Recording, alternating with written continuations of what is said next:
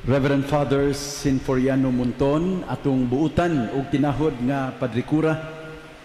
Reverend Father Eliazar Tata Kabangbang ug Reverend Father Jose Jojo Givencan, mga kugihan ug buutan sad kaayo nato nga mga parochial vicars, mga igsuon kong mga kaparian, mga pangulo nga nangalagad dinhi sa atong parokya ug sa atong pinangga nga lungsod sa Dawis. Kalipay natog dako ang pagpakiguban sa ato ang tinahod nga mayor, the Honorable Miriam Sumaylo.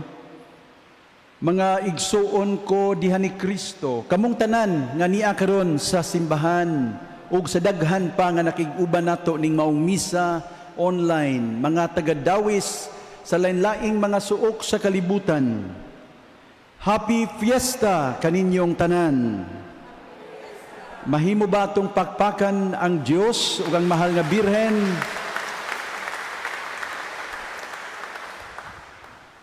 Kinsa man nato dinhi ang gusto nga makasaka sa langit. Kini mao ang gipangutana sa usa ka pari nga nagmisa diha sa usa ka kapilya. Ug ang tanang tao dito sa kapilya mipataas sa ilang kamot. Unya ang pari ningon, kinsa man ninyo dinhi ang gusto nga mamatay karon dayon. Sus, nahilom ang tanang tao sa kapilya ug wa gyoy mipataas bisan usa na lang sa iyang kamot. Mga igsuon, gusto ta makasulod sa langit, pero dili ta gusto nga mamatay. But that privilege was given to Mama Mary alone, not to any of us. Gawas ni Maria ang tanan nga mahimugso ning kalibutan makasunod sa salang panulundon. Tungod niini kitang tanan makasinati gayud og kamatayon nga maoy epekto sa sala. Matud pa ni San Pablo diha sa ikaduhang pagbasa, ang kamatayon mao ang katapusang kaaway nga pagabuntugon. Karong adlaw atong gisaulog ang solemnidad sa pagpasaka sa langit sa mahal nga Birhen Maria, nga maoy atong patrona dinhi sa atong pinanggang lungsod sa Dawis. Kitang mga Katoliko nagtuo nga tungod sa iyang talagsaong papel sa kinabuhi ni Kristo, si Maria gihatagan usab sa talagsaong pribilehiyo nga dili makasinati og kamatayon. Siya gidala lawas og kalag ngadto sa langit human matapos ang iyang panahon dinhi sa yuta. Daghan ang mubiay-biay kanato tungod ani nga pagtuo. Para kanila ang maong pagtulunan usa ka dakong binuang ug minugna lamang sa hunahuna sa mga pangulo sa simbahan. Ang uban musaway sa mga Katoliko kay kuno gipaka-Dios nato si Maria ug naghinubra ang atong pagdayig kaniya. Mga igsoon, it was Saint Maximilian Kolbe whose feast day we just celebrated. He gave us this advice: never be afraid of loving the Blessed Virgin too much. You can never love her more than Jesus did.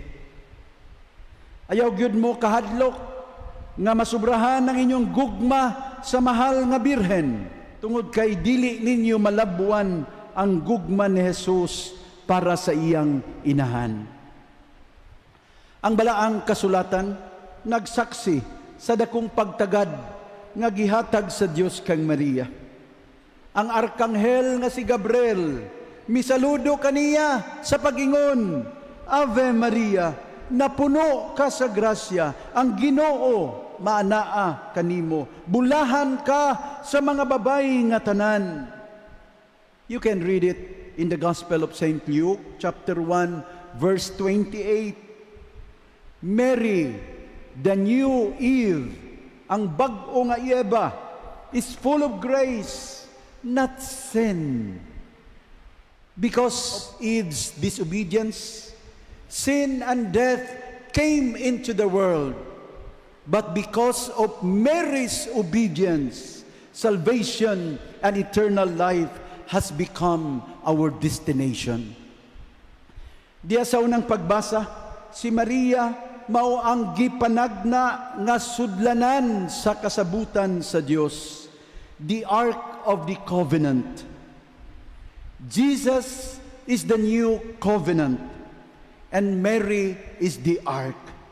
Ang sudlanan tungod kay siya man ang magsabak sa anak sa Dios.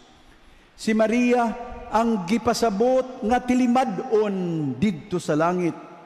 Usa ka babay nga nagbistig adlaw ug nagtunob sa bulan, gikurunahan ug napulog duha ka mga bituon.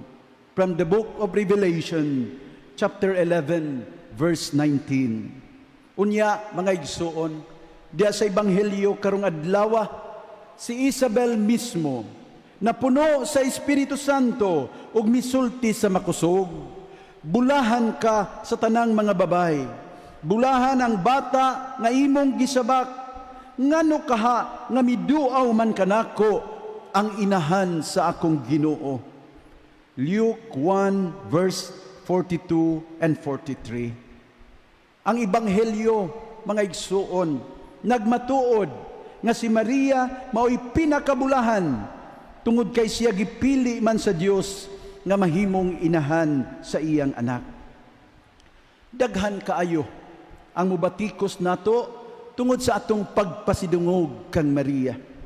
Pero wala nila hatagi o bili ang kamatuoran nga ang balaang kasulatan mismo mao'y unang nagpasidungog kang Maria.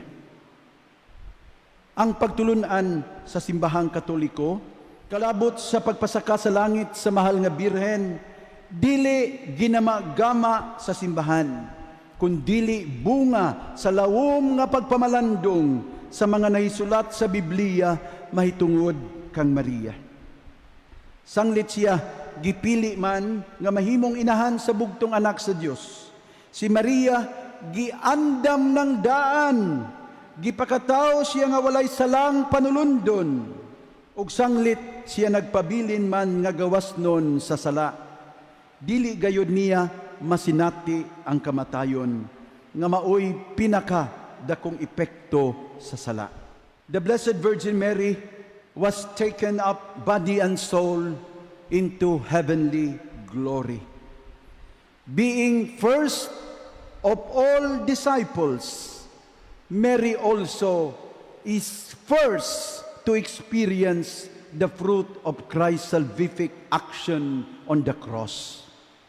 Mga igsuon, kining dakong solemnidad, magpahinumdum natong tanan sa kahulugan sa atong kinabuhi. O sa pinakabililong butang nga nagpaabot nato, nga mao ang balay sa atong langitnong amahan. Tungod sa pagpasaka sa langit ni Maria, atong masabtan karon nga kining atong kinabuhi dili lang usa ka paglaroy-laroy, kundili kinabuhi nga adunay tuyo o kapaingnan. Please remember this always.